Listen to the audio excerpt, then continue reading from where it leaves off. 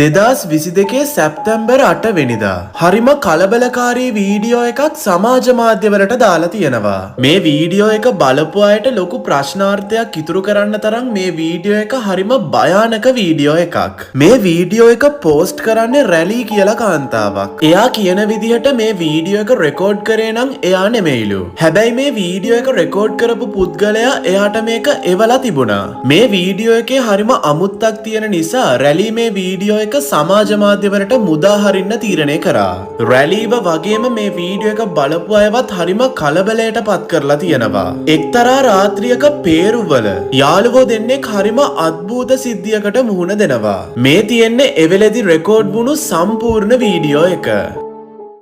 ¿Qué cosa es esa cosa, Dios mío? Es una persona.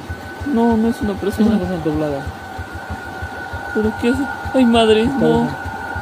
Está moviéndose raro. Diosito, Dios mío, ¿qué es eso? Ay, no. Está haciendo poco.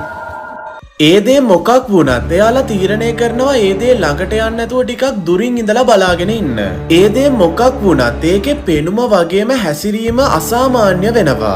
මේකට ගොඩක් කලබලයට වගේම භීතියටපත් වුණ මේ යාළුවෝ දෙන්න මේක ළඟට යන්න නැතුව දුර ඉඳලා වීඩියෝ කරන්න තීරණය කරනවා. එදා ඒගොල්ලෝ දැක්ක දේ මොකක්ද කියලා හරියටම පැහැදිලි කරන්න බැරි වුණත් මේ වීඩියෝ එක බලපු ගොඩාක් අය කියන විදිහට ඒ ඉන්නේ ස්කින් වෝකර් කෙනෙක් වෙන්න පුළුවන්. එහෙමත් නැත්නම් මොකක් හරි අද්භූත ජීවියෙක් වෙන්න පුළුවන් කියලා. කොහොම වුණත් මේ වීඩියෝ එකේ මහා ලොකු විස්තරයක් නැති හින්දා අපිට ඒක පැහැදිලි කරන්න නම් විදියක් නැහැ.